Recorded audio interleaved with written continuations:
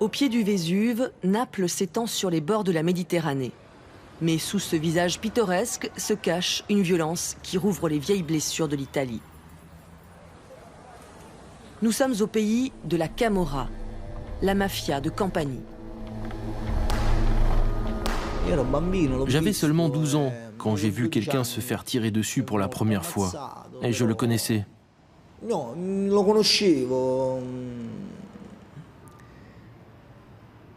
J'en ai eu la nausée, c'était comme dans un cauchemar, tout semblait se dérouler au ralenti. Les anciens clans ont été démantelés il y a quelques années. Mais l'hydre a vu de nouvelles têtes émerger. On les surnomme Baby Boss. Je sème la terreur. Je me promène toujours avec mes flingues. Et il n'y en a pas un qui ose soutenir mon regard. Ils baissent tous les yeux. Malgré les caméras de surveillance et la présence policière, les gangs de jeunes font régner la terreur. Ils partent en guerre parce qu'ils veulent prendre tout de suite le contrôle du territoire où ils sont actifs. Ils veulent un règne sans partage. Ils veulent se faire de l'argent rapidement et ils sont avides de pouvoir. La Via Toledo est la principale artère touristique de la ville, en plein cœur de Naples. C'est là que viennent se promener les Napolitains et les touristes, déversés en masse dans les rues de la ville par les bateaux de croisière. Aucun d'eux ne soupçonne qu'en Campanie, 5000 jeunes commettent des délits chaque année. Ce n'est pas un hasard si la police arpente ostensiblement la célèbre avenue. À quelques pas de là, dans le quartier espagnol, Naples présente un tout autre visage. Ce qui peut sembler charmant et typique aux visiteurs cache en réalité la pauvreté qui sert de socle au réseau de la Camorra. Carmine Monaco a grandi ici. La Via Toledo est un quartier riche, peuplé de magasins et de logements luxueux. Un appartement sur la Via Toledo coûte entre 1,5 et 2 millions d'euros. Mais quelques rues plus loin, dans le quartier espagnol, les prix chutent. Les gens n'ont pas un sou. Ce n'est qu'un jet de pierre, mais c'est un autre monde. Et c'est là que tout se joue. D'un côté, vous avez les riches, et nous n'avons rien. Carmine a 26 ans. Il est l'un des rares de son quartier à ne pas avoir d'antécédents judiciaires. Ici, le travail est rare et nombreux sont les jeunes et les hommes qui appartiennent à la vraie Camorra.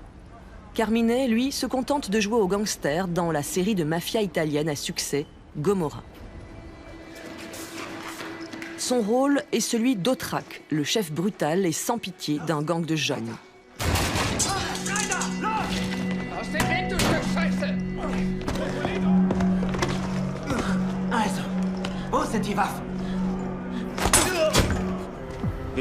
Naples est le décor de cette série où Carmine interprète ce qu'il connaît depuis son enfance.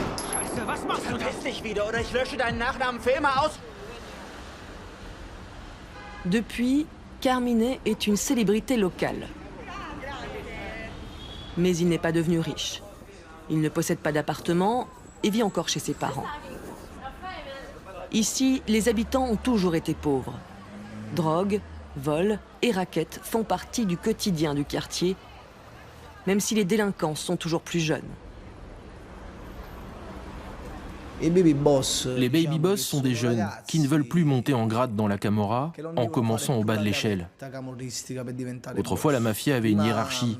Vous commenciez par faire le guet, puis vous passiez dealer avant d'être en charge de l'extorsion, puis du meurtre.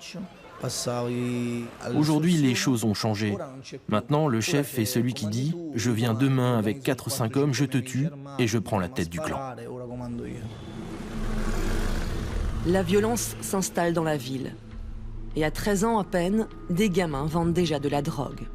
En pleine rue, des adolescents sont aujourd'hui prêts à tuer pour 100 €.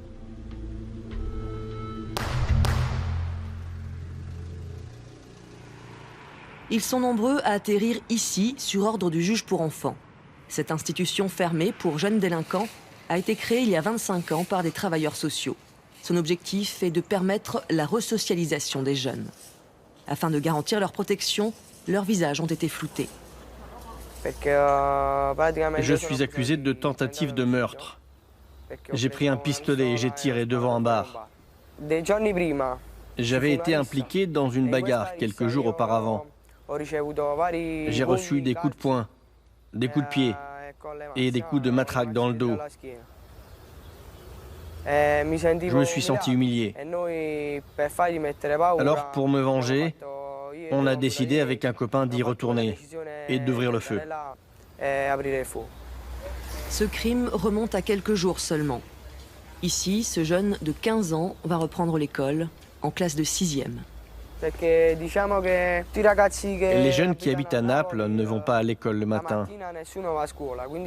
Ils traînent dans les rues de leur quartier. Ils dealent ou font des tours en scooter.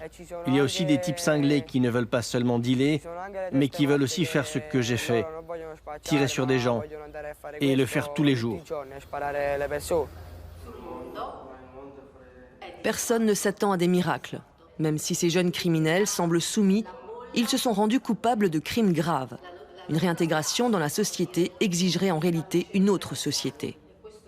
La question qu'il faut se poser est celle de savoir comment ces jeunes étaient quand ils avaient 3, 4, 5, 6 ans. Comment ils vivaient? Est-ce que quelqu'un s'est occupé d'eux? Et si oui, comment? Pourquoi ont-ils été livrés à eux-mêmes? Il ne s'agit pas là de leur trouver des excuses. Nous pensons que ces jeunes savent très bien ce qu'ils font. Nous ne pouvons pas juste les considérer comme des victimes de notre société, car nous ne pourrions dans ce cas pas les aider. Ces jeunes sont responsables de leurs actes. Les emplois sérieux et bien payés restent inaccessibles aux habitants des quartiers pauvres. Comme tant d'autres, Carmine n'a pas non plus fini l'école. Il a travaillé un temps dans une patinoire, mais elle a fermé. La plupart des jeunes travaillent au noir. Pour 70 € par semaine, ils livrent des pizzas, servent dans les bars et enchaînent les petits boulots. Cela suffit à peine à leur assurer une qualité de vie médiocre. Alors très souvent, ils basculent dans la criminalité qui peut leur rapporter 10 fois plus.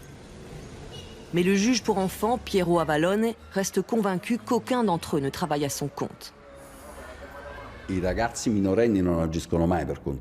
Les mineurs n'agissent jamais de leur propre chef. Ils ont toujours besoin de l'autorisation d'un supérieur. Des écoutes avaient été mises en place dans l'une des enquêtes que j'ai suivies. J'ai ainsi découvert que dans chaque zone contrôlée par un groupe de la Camorra, même les voleurs doivent payer une taxe au clan afin de pouvoir exercer librement leur activité de voleur.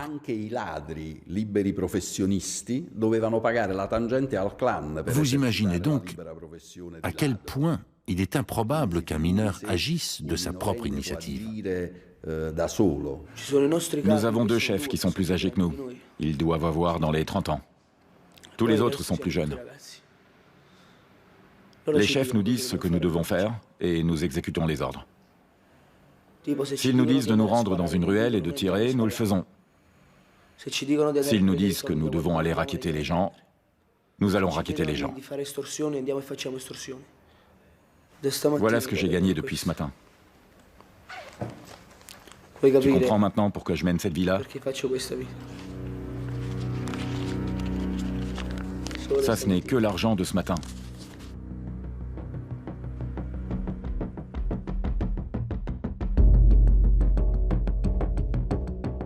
Nous ne savons pas quel rôle exact joue ce jeune de 17 ans dans la rue. C'est juste un petit gangster qui travaille pour l'un des 110 clans de la Camorra, dont l'influence s'étend sur Naples, sur la Campanie et même jusqu'au nord de l'Italie.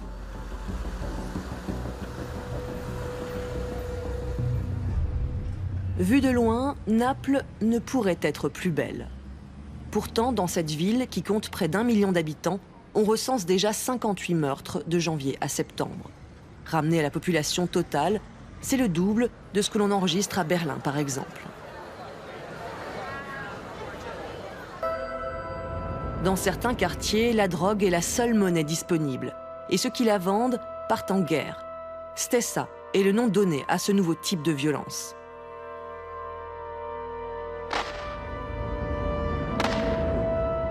Cette tactique digne du Far West voit les jeunes gangsters terroriser les quartiers pour les conquérir.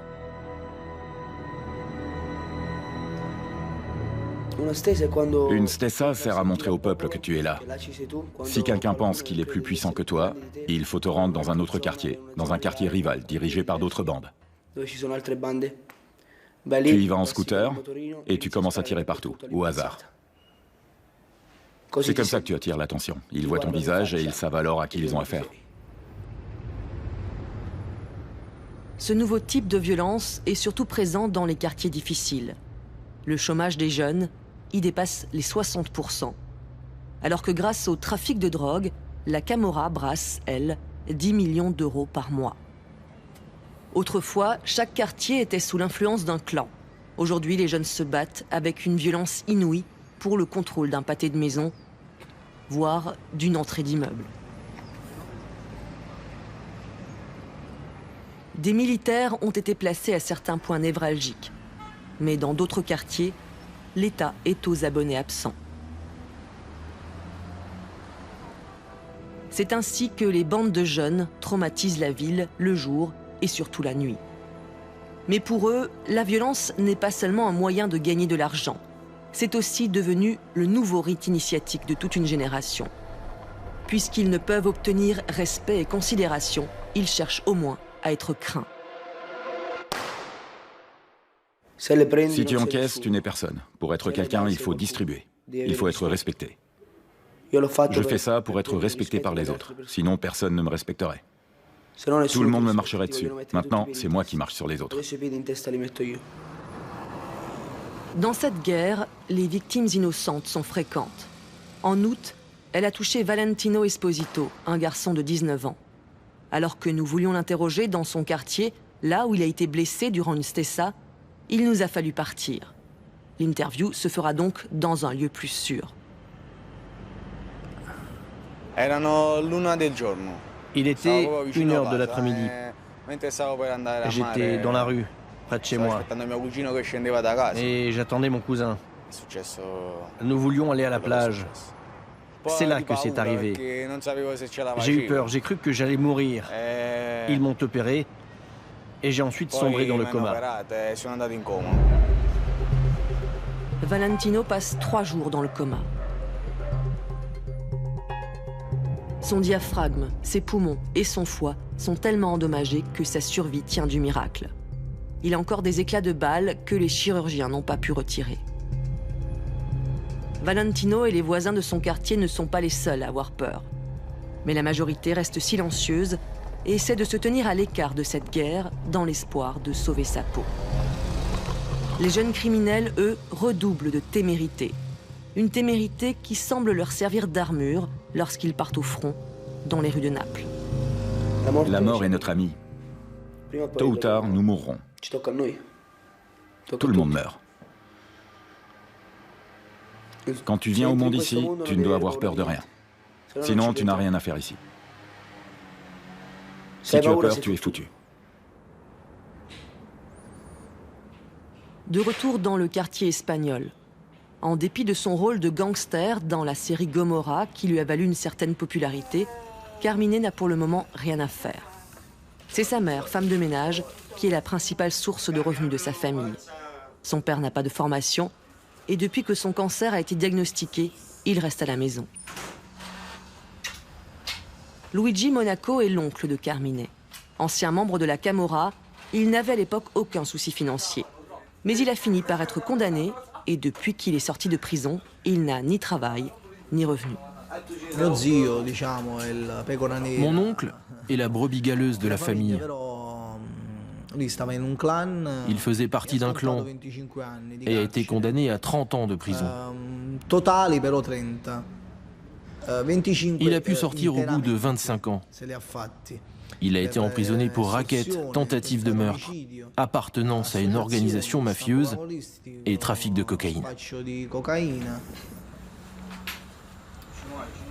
Pour Carmine, l'exemple de son oncle a été tellement dissuasif qu'il n'a jamais voulu lui emboîter le pas. À l'époque, la Camorra était encore organisée d'après une hiérarchie stricte et elle remplaçait l'État là où ce dernier était défaillant. Le meurtre et la violence répondaient à des règles définies. Avant, d'après ce qu'on m'a raconté, les choses se passaient ainsi.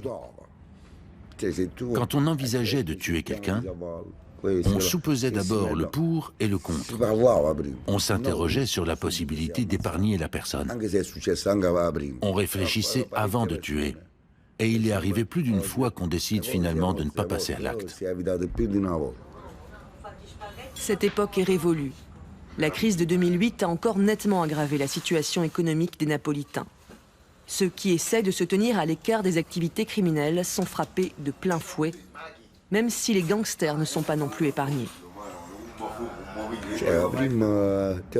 Autrefois, on faisait du profit. Ça existe encore aujourd'hui, d'accord. Mais il ne reste maintenant que les miettes du gâteau qu'on se partageait alors.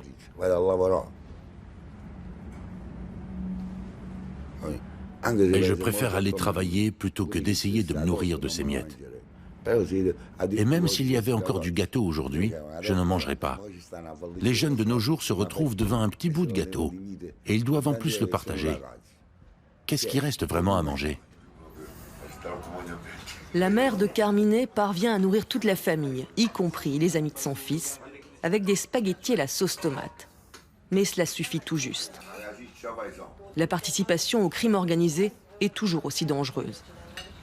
Pourtant, plus le gâteau à partager est petit, plus les moyens pour en manger sont radicaux.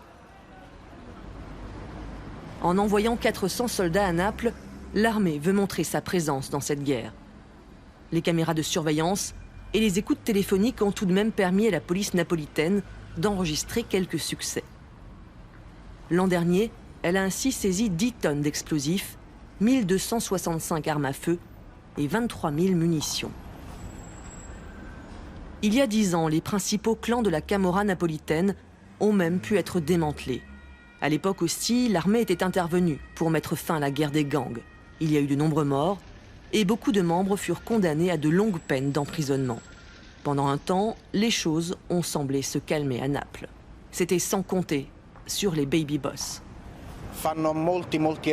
Ils commettent de nombreuses erreurs, ce qui permet aux forces d'intervention d'en arrêter beaucoup. Nous parvenons aussi à détruire encore et toujours les nouveaux clans. Mais le problème, c'est qu'ils se relèvent à chaque fois. Parce que leurs membres n'ont pas une longue expérience de la criminalité. Il s'agit en fait de jeunes qui s'improvisent chefs dès qu'un autre est tué, blessé ou emprisonné.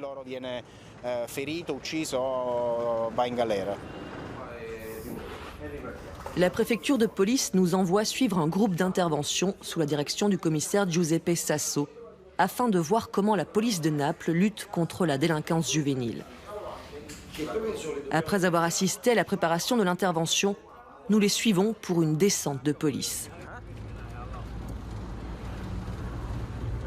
6 policiers en civil et le commissaire en personne forment l'équipe. Lorsque nous arrivons sur l'une des places préférées des dealers, la police en uniforme est déjà là. L'État montre qu'il est présent et tout le monde semble connaître les règles du jeu, autant ceux qui vendent la drogue que ceux qui les contrôlent.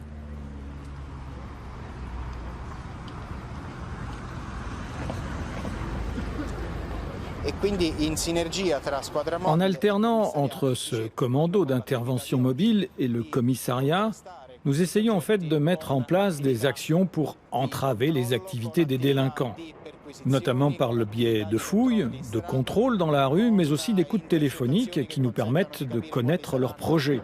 Au final, cela nous permet d'intervenir plus tôt. Hors micro, les policiers nous expliquent toutefois qu'il manque d'effectifs et que leur équipement n'est pas toujours à la hauteur.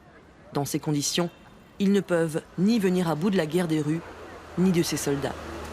Je fais ce que je veux, je vis comme je veux. L'argent, la mafia, c'est ma vie. Je n'ai pas peur de la police.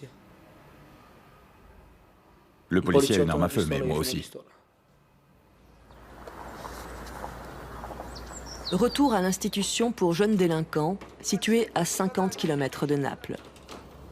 Le baby-foot est l'une des dernières libertés de ces mineurs délinquants. Presque tous les baby-boss qui ont fait les gros titres sont passés par ici. Certains ont été condamnés à de longues peines de prison, d'autres sont morts. Aucun n'a connu une resocialisation réussie. Cela n'empêche pas les travailleurs sociaux de l'association Jonathan de saisir chaque opportunité, aussi infime soit-elle. Ils essayent de présenter à ces enfants une alternative à leur milieu et à leurs habitudes. De nombreux jeunes ne connaissent pas les mois de l'année. Ils peuvent à peine lire et écrire. Il s'agit là d'exemples typiques d'adolescents qui ont été privés d'enfance. Enfants, ils ont connu la pitié et la charité. Devenus jeunes adultes, ils répandent la peur et la terreur. Mais il s'agit des mêmes personnes. Des adolescents sans enfance qui sont devenus brutaux et violents, condamnés à l'exclusion et à la damnation. L'institution encadre actuellement 3 jeunes. Outre le garçon de 15 ans qui attend son procès pour tentative de meurtre, ce jeune de 17 ans qui est accusé de vol à main armée. Lui aussi témoigne anonymement. J'ai fait quelque chose de terrible. J'ai honte de vous raconter une chose pareille. J'étais avec 2 autres personnes quand nous avons croisé 3 filles. Je me suis alors rendu vers elles et j'ai commis cette agression. Je leur ai dit, donnez-moi votre argent.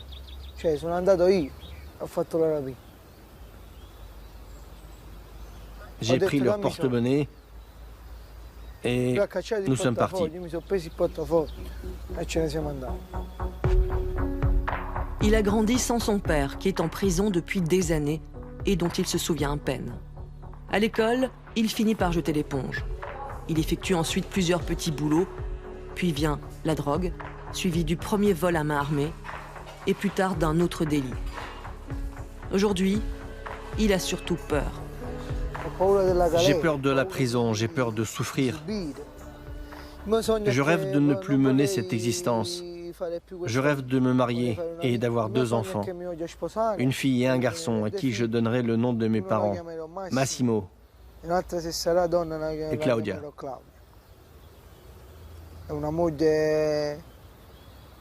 Et je veux quitter Naples avec ma femme. Ici, le masque de la témérité est tombé. Une chose est sûre, nombre d'entre eux sont désormais des asociaux. Outre leur quasi-incapacité à lire et à écrire, ces jeunes adultes sont incapables de se lever tôt, de laver leurs vêtements et de se préparer à manger. Même s'il n'existe pas de statistiques à ce sujet, le taux de récidive est énorme, selon les travailleurs sociaux. Le destin de ces jeunes semble déjà écrit. Il reprendra son cours tout tracé, au plus tard, lorsqu'ils retourneront à Naples, que ce soit pour aller en prison ou pour retrouver la liberté. C'est un terrain d'expérimentation où tout se déroule plus tôt et avec plus d'ampleur que dans les autres villes d'Italie, voire d'Europe. L'évolution ici est plus précoce, en particulier lorsqu'il s'agit d'événements dramatiques. À Naples, les jeunes sont plus brutaux, plus démunis, plus violents, plus difficiles. C'est lié au contexte local dans lequel ils évoluent, celui d'une société en chute libre. Pourtant, personne ne semble en mesure d'enrayer cette chute. En Italie, ils sont plus d'1 million de mineurs à vivre dans une pauvreté absolue. Ce chiffre a triplé en 10 ans et la moitié d'entre eux habitent dans le sud du pays. Carmine Monaco, lui, a eu la chance de décrocher son rôle dans la série Gomorrah. Il a ainsi pu échapper à l'emprise d'une ville qui, à part la mer et le Vésuve, n'a rien à offrir à sa jeunesse.